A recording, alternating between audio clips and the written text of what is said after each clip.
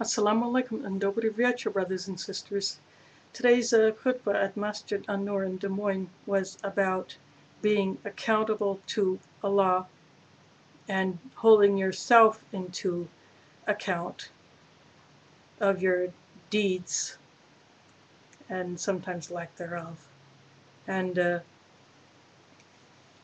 why it is so important to rack up all the good and avoid as much as possible the bad. And that on the day of judgment, Allah will weigh our good deeds against our bad deeds, and if we have done something seriously wrong to another person, then we could lose our good deeds to that person and we could gain their bad deeds, or some of them anyway.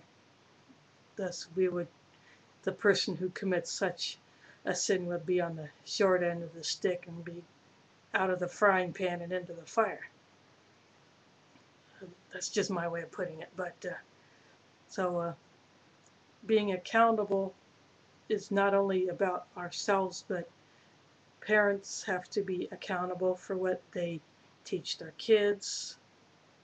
And when the kids get old enough, then they too are accountable for what they do or do not do, and what they say and do not say. And he focused on the teens because back in the day, teenagers among the Sahaba of Prophet Muhammad, peace be on him, were actually in some leadership positions.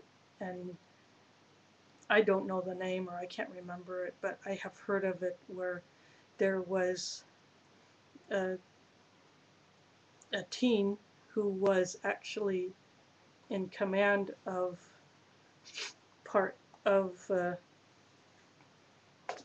Prophet's army in some battles, and he was actually very good at it. He was savvy when it comes to battle tactics and things like that.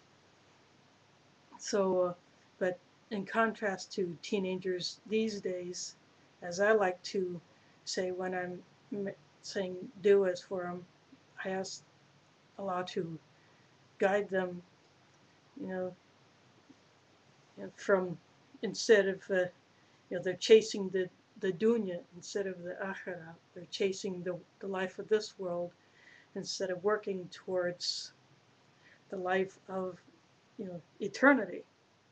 So, and the Imam said that there will be several things that Allah will ask you about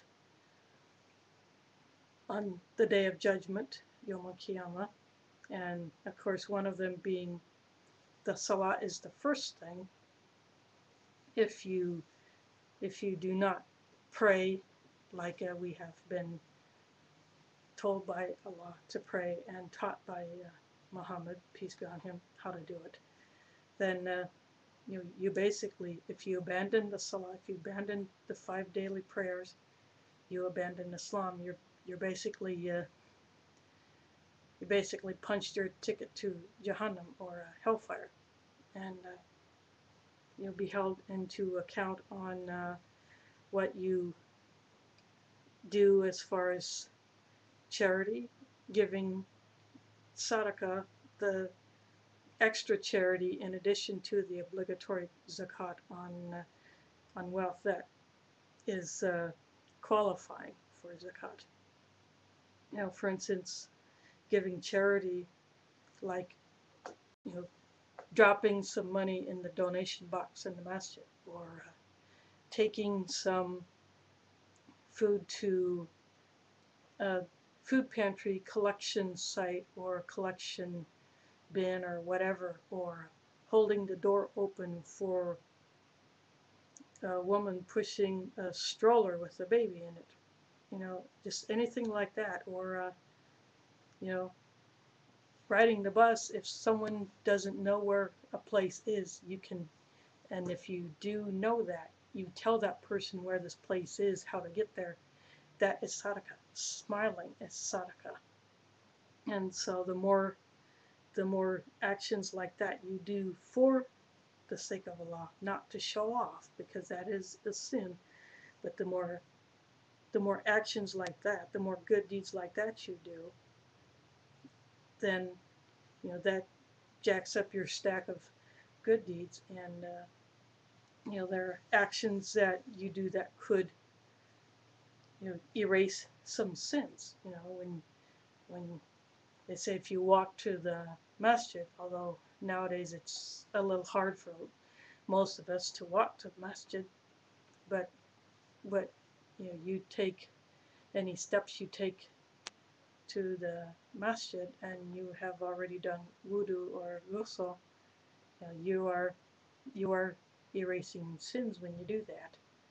So for instance, I walk to the bus stop, I hop the bus, then I get off the bus and I walk the rest of the way to the masjid. So I'm erasing a few sins whenever I do that, and I could do translation for someone. I could say something in Spanish to someone who does not know English.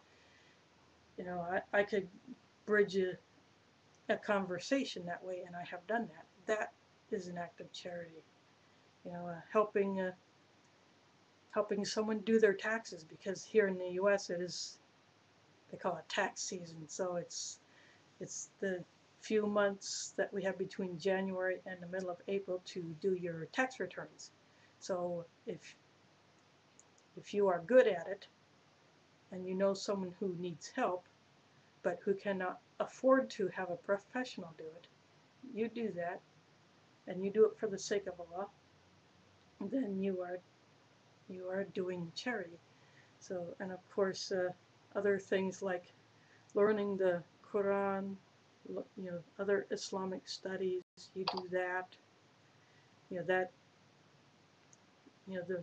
do that. That racks up the points, so to speak, and helping someone out with other things like someone asks you a question. If you know the answer, you give it. If you don't know the answer but you want to help, then you research it and then you give it later once you find it. It's things like that. So, and fasting and Ramadan and optional fasting and things like that.